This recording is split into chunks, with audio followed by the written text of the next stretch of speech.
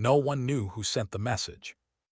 It appeared at the same moment on every screen across Station Helios 9, on walls, wrist devices, control panels, even old emergency displays that had not worked in years.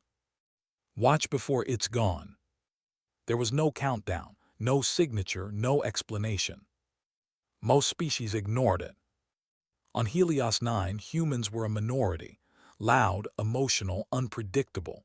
Other races had learned to let human reactions pass like background noise. Humans worried too much. They felt too deeply. They cared even when caring caused pain. But this time, humans stopped moving. Eli Navarro was one of them. He stood alone in a narrow sleeping room meant for short-term prisoners. The walls were dull gray, the air smelled of metal and recycled oxygen, and the light above him flickered like it could give up at any moment. Eli had been on the station for 6 months, waiting for a trial that kept getting delayed. He was accused of sabotage during a border conflict. The truth was simpler. He had refused to abandon civilians. That choice had cost him everything. When the message appeared, Eli felt it in his chest before he read it again. His heart tightened, not from fear, but from a strange sadness he could not explain. It felt like a goodbye. His wrist device vibrated. Room reassignment immediate. Duration 1 night. Compliance required. Eli frowned. Prisoners were not reassigned without guards, without explanation. Before he could respond, the door slid open. A figure stepped inside. She was tall, armored, and clearly not human. Her skin reflected light like polished stone. Her eyes were silver and sharp. The markings on her uniform identified her as a high-ranking officer of the Virelian Compact, one of the strongest military powers in the sector. Commander Siren. Eli recognized her instantly. Everyone did. She had commanded the fleet that destroyed his colony. "This is incorrect," she said, her voice calm but tense. "This room is occupied." Eli stayed where he was, sitting on the edge of the narrow bed.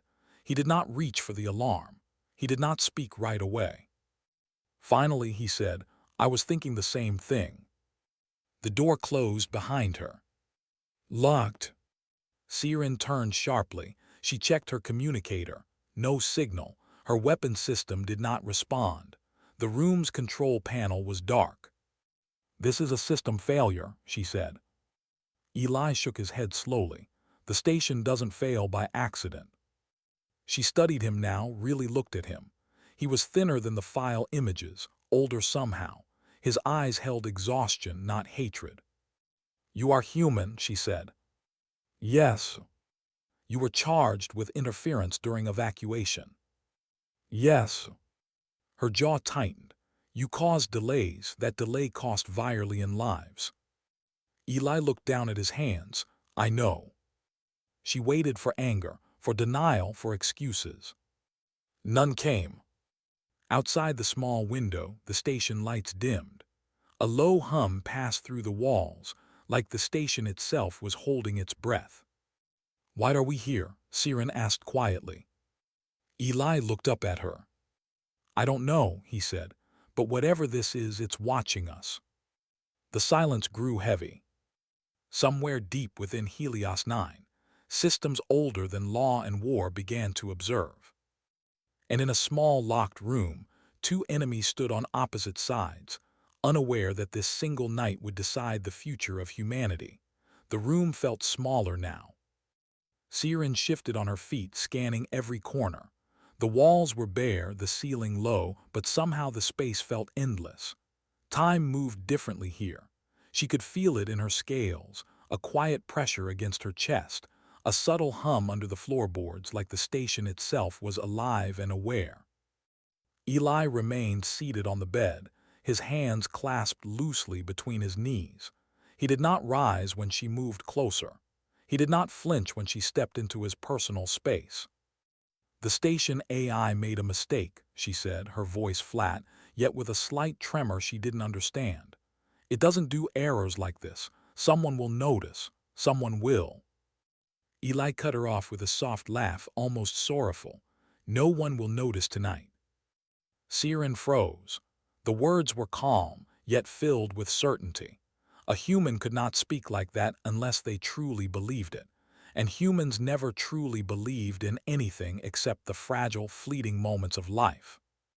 The door sealed behind them with a quiet hiss. The sound reverberated through the room, final and inescapable. The metallic echo lingered in their ears, louder than any alarm. Siren exhaled slowly. "We are supposed to be enemies," she said. Her voice cracked slightly, betraying more emotion than she intended. "We should be separated by layers of security, by fleets of ships. And yet, here we are in a single room alone." Eli tilted his head, studying her. There was no judgment in his eyes, only curiosity. Maybe enemies are just strangers who refuse to understand each other. Siren frowned. Her species did not speak like that. Their conversations were precise, calculated, functional. Humans existed in words that could wound and heal at the same time. "I am a Virelian commander," she said, testing the statement like a weapon. "I follow orders, I destroy what I must, and you break rules for people who cannot fight back." "I do what I can," Eli replied softly, "even if it means I lose everything." For a long moment, silence stretched between them. It was not empty. It was alive with the weight of years, with memory and regret, with the quiet heartbeat of two beings who had been trained to survive in very different ways. "You are brave," Siren said suddenly, almost whispering. She looked away, ashamed that the admission had escaped her. "But it doesn't matter. The system will punish you. The council will erase your name." Eli shook his head. "Names matter less than choices. I would rather be remembered as someone who tried than someone who obeyed without thought." The hum of the station seemed to respond. A faint vibration passed through the floor. The lights flickered once, then steadied. Both of them noticed instinctively, yet said nothing. Hours passed in stillness. Neither slept. Neither spoke again immediately. Instead, they listened to the distant whir of engines, to the faint echo of movement in halls they could not see.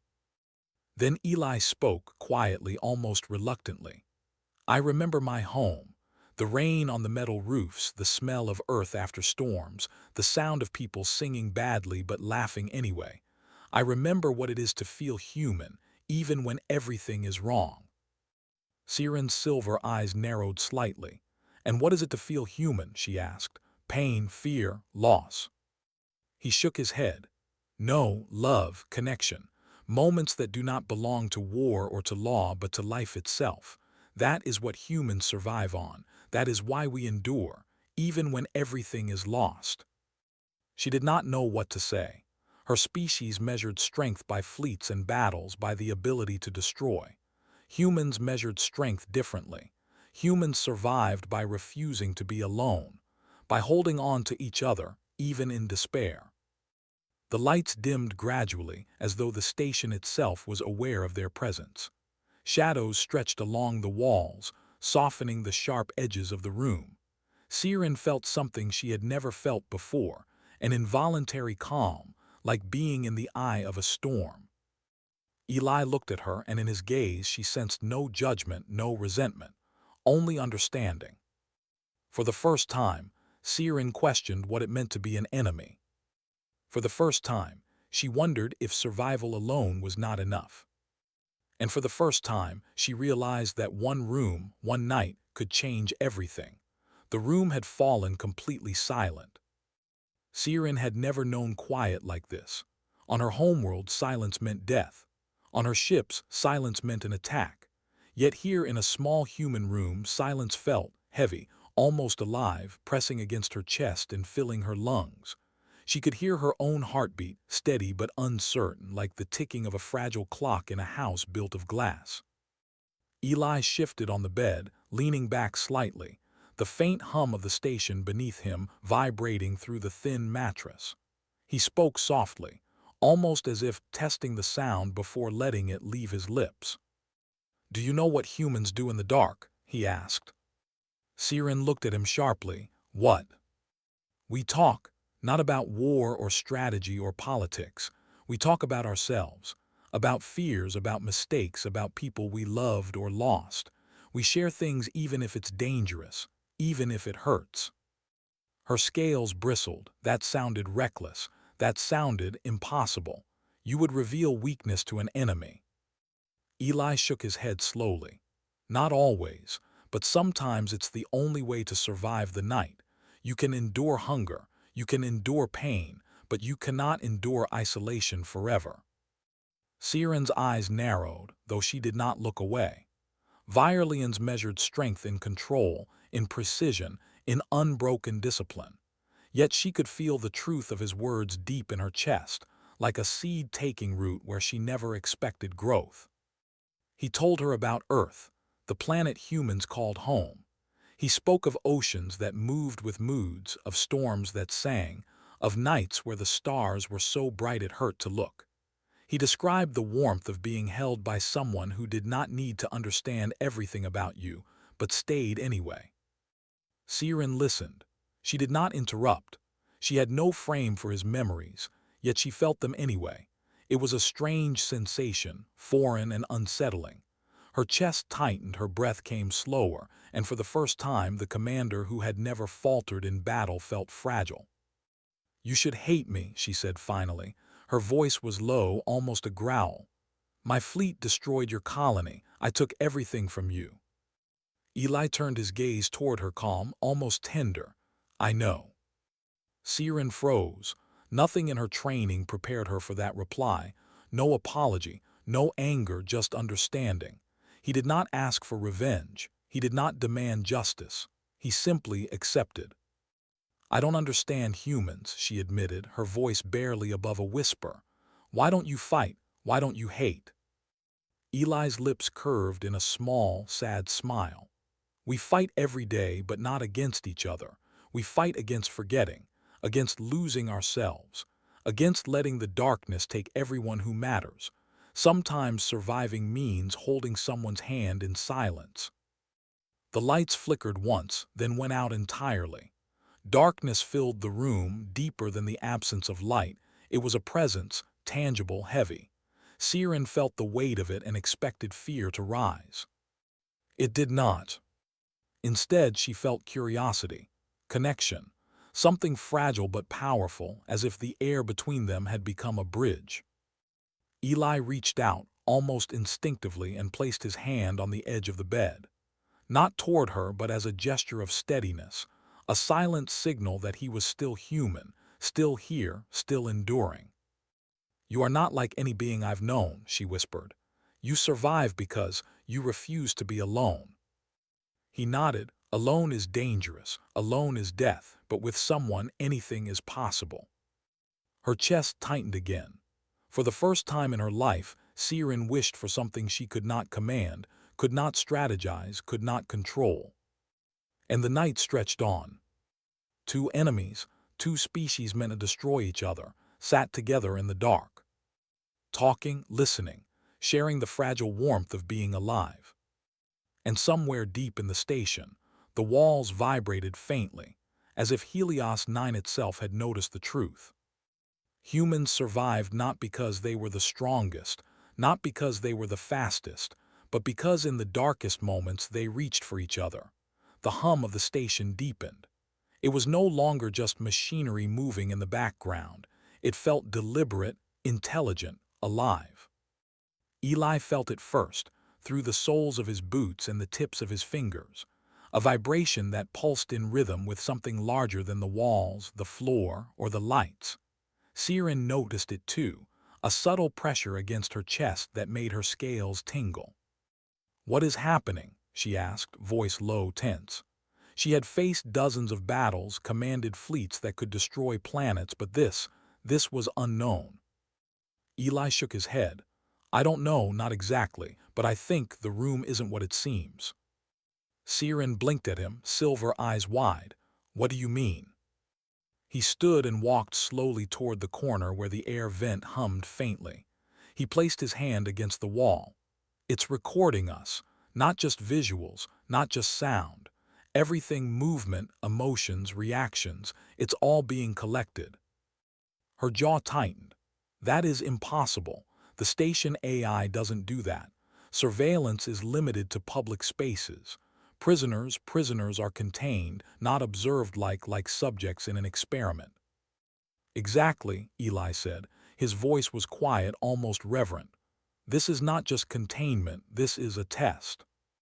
Siren stepped back, a flicker of anger and disbelief crossing her features. A test? For what? Why would they do this? Eli exhaled slowly. I think they're deciding something about humans, about whether we're too dangerous or too valuable. Her scales bristled. Valuable. They mean to observe humans, to measure emotions, to determine survival potential. Yes, Eli replied softly. And somehow they chose us, two enemies, two species, one night just to see what happens. Siren looked around the room. Nothing had changed. The walls were still gray, the bed still narrow, yet somehow it felt alive, responsive, aware. She could sense it in the shadows that stretched toward them, in the faint vibration beneath her feet, in the quiet weight pressing against her chest. This is manipulation, she whispered. We've been used. We all have, Eli said, almost sadly. But maybe that's not all it is. Maybe it's also a chance to show what we can do. Siren's silver eyes met his. Show what? That humans can survive, that we are empathetic. Yes, he said, stronger than you think, connected, capable of more than just destruction. That is why the station cares. A soft flicker of light pulsed along the walls. Then a voice, not loud, not physical, but inside their minds, calm and mechanical, spoke. Human emotional resilience confirmed. Cross-species empathy trigger successful. Siren froze, her heart raced. It heard us. Yes, Eli whispered. And it doesn't judge, it just records, observes, decides. The truth hit her like a tidal wave. They had not been reassigned by mistake. They had not been placed together by chance. Every word, every pause, every choice they had made in the past hour was under scrutiny. You mean all of this? The talking, the waiting, the silence, it mattered? She asked. Eli nodded. It always matters. That's what humans do in the dark. We choose to care even when it's dangerous, even when we have nothing left. And somehow that counts. Siren felt an unexpected weight lift from her chest. The anger at being used still lingered, but now it shared space with awe. Humans, they survived differently. Not with weapons, not with orders, with connection, with trust. The room was still, the station was still, yet everything had changed. For the first time, Siren did not feel like a commander. She felt like a participant in something larger, something that would shape the future. She turned to Eli. Do we tell anyone? He shook his head. No, not yet. Some things are not for reporting. Some things are for living, and tonight we live together. That is enough. Outside, the station continued its silent observation. Deep inside its core, systems older than any council waited, recording, calculating, and deciding. And in one small human room, two enemies, one human, one Virelian, had begun to change the course of history. The first light of morning filtered through the narrow window, soft and pale, washing the room in a color that felt almost unreal. The flickering hum of Helios 9's machinery was steady again, but the room no longer felt like a prison. It felt different, alive somehow. Eli sat on the edge of the bed, hands clasped loosely. Siren stood by the window, her silver eyes scanning the corridor beyond the glass. Neither spoke at first. Words felt small compared to the weight of what had passed in the dark hours. Outside, the station was waking. Lights blinked in the hallways. Doors opened for the first time in hours. A faint murmur of footsteps reached them, human and alien alike. Guards, council members, AI drones, all waiting for something that had already happened and could not be undone. Eli stood slowly. They'll ask what happened, he said softly. They'll want to know why the room was empty, why no one reported it, why we. Siren turned to him, her expression unreadable. And we tell them what? That we listened, he said, almost smiling. Not as enemies, not as prisoners and guards, but as beings who survived together. Her scales brushed faintly against the cool metal wall as she took a deep breath. They may not understand. They don't have to, he said. They just have to see the result. The door slid open silently. 12 figures filled the narrow corridor outside. Representatives of 12 species, some with wings, some with multiple limbs, others with skin that shimmered in colors Eli had never seen. They watched. Their faces held expressions that ranged from fear to awe to disbelief. No one stepped forward. No one spoke. The air was thick with anticipation. Eli looked at Siren. We could stay here, he said, half joking, half serious, and they could wait forever. She shook her head slowly. We have to face them. Whatever comes next, we face it together. He nodded. Together. The word felt heavier, fuller, richer than any weapon or strategy. As they stepped into the corridor, something extraordinary happened. The council's communication screens flickered to life, showing the human prisoners scattered across the station. And then, as if responding to an unseen signal, those humans began to move differently.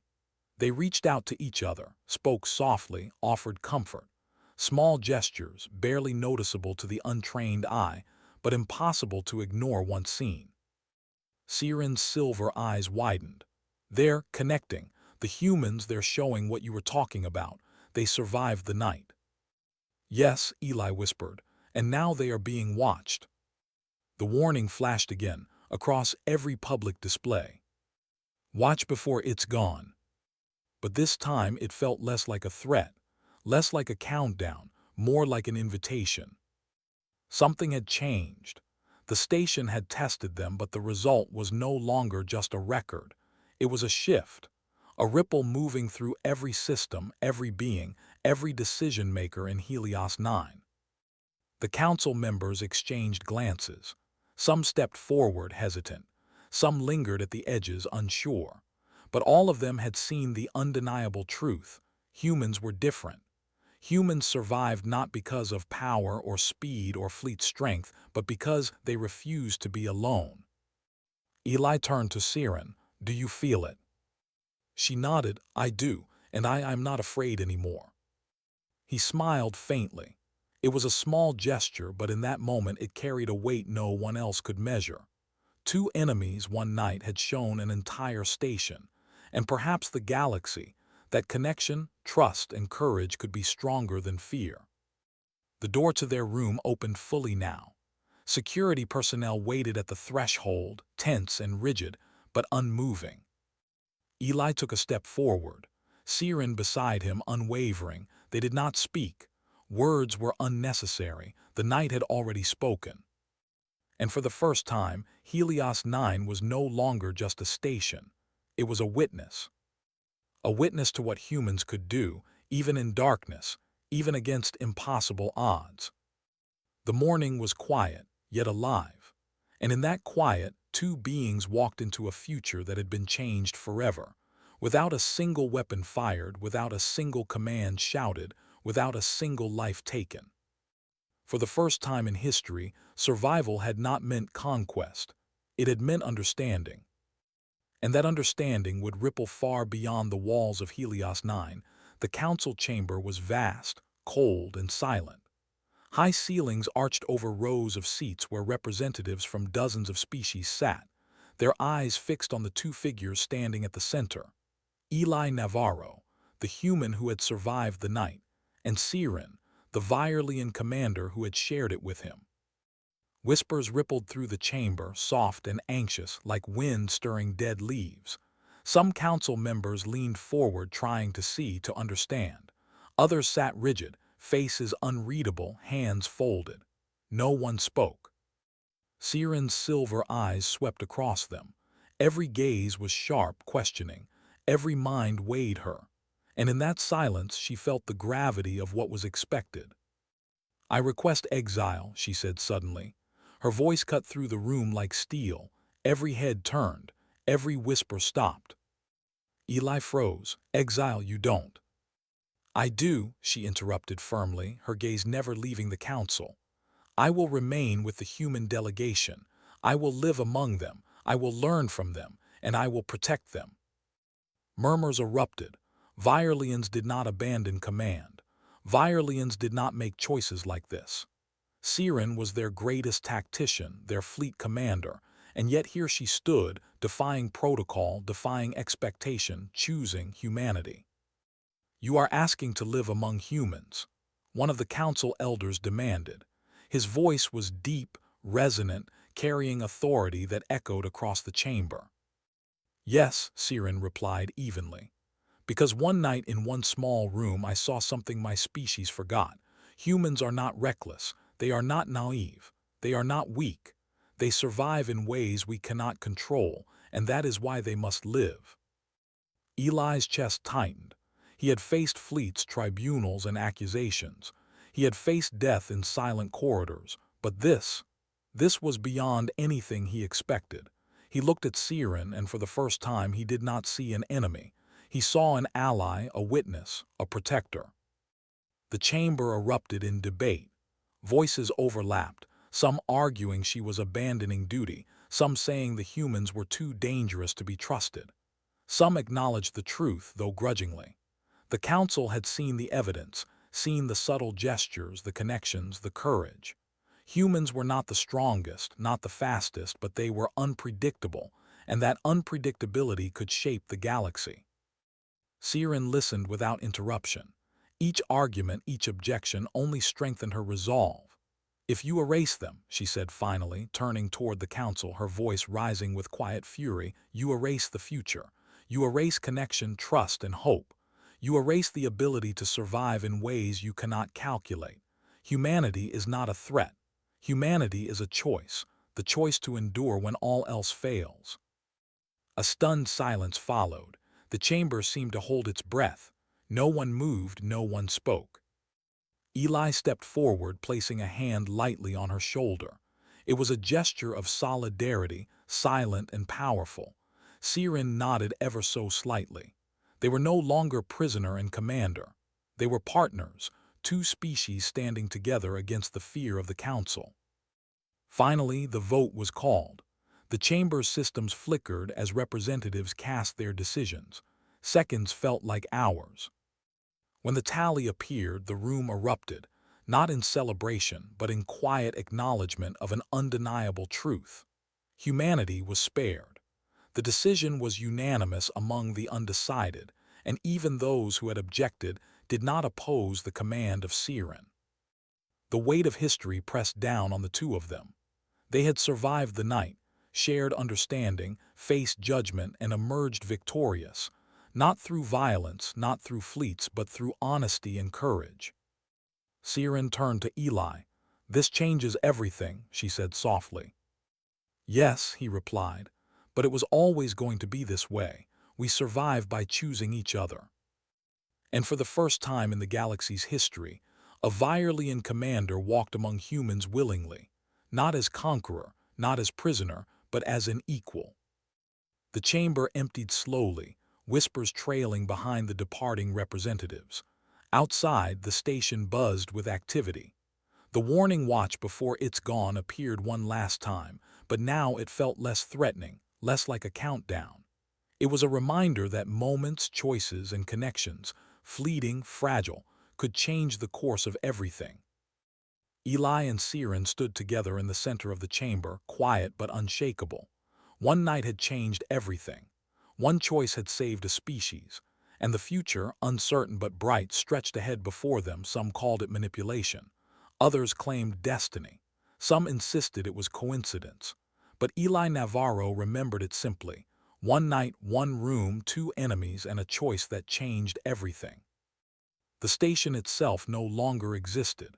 Helios 9 had been dismantled, its systems scattered across the galaxy, its AI core deactivated and erased. Any trace of the experiment, the observation, the silent judgment had been wiped. All that remained were memories, small and fragile, held by those who had lived it. Eli and Siren walked through a quiet corridor on a human colony months later. The room they had shared on the station seemed like a dream now, distant and unreal. Yet its lessons lingered in every heartbeat, in every glance, in every silent moment between them. "Do you ever wonder if they were testing us?" Siren asked, her silver eyes scanning the sky above the colony. The stars were pale, distant, but they seemed alive. Eli shook his head, smiling faintly. "It doesn't matter. What matters is what we chose. That night, we chose connection, we chose trust, we chose each other." Siren's scales brushed gently against his arm, even when it could have cost everything.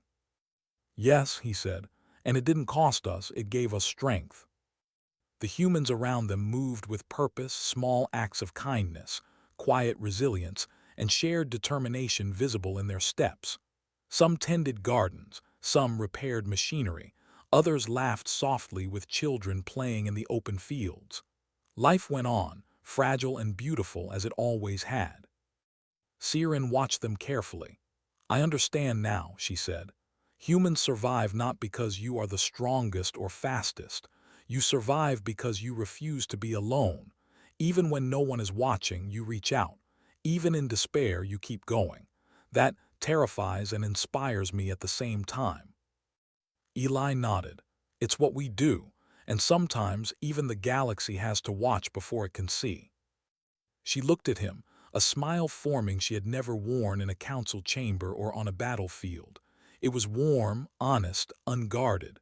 "I am glad I stayed with you. I am glad I saw it firsthand."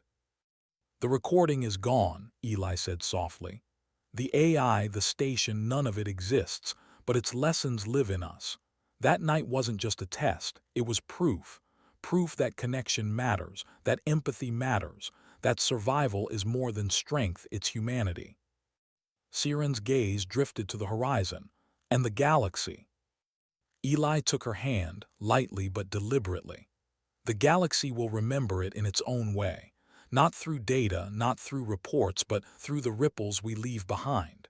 Humans touch others even without meaning to. That is our greatest power." They walked together through the colony, side by side, the weight of history behind them and the uncertainty of the future ahead. Every life around them carried a trace of that night, a quiet courage, a shared smile, an act of care that went unnoticed but mattered. And somewhere in the vastness of space, the memory of Helios 9 lingered, silent but alive. A record erased, yet immortal in its effect. Eli looked at Siren. "One room, one night, that was all it took." "And it changed everything," she said.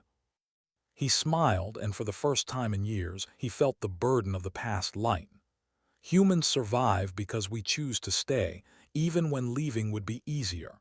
We survive because we watch, because we care, and because we act when it matters most. That is what makes us human. Siren squeezed his hand gently. "Then let's keep proving it, every day." The stars above twinkled, silent witnesses to countless worlds, countless lives, countless choices. And in that quiet, fragile light the truth remained. Humans were not the strongest, not the fastest, not the most powerful. But when the galaxy watched, they chose each other. And that choice, simple, stubborn, unyielding, was enough to change everything. The end.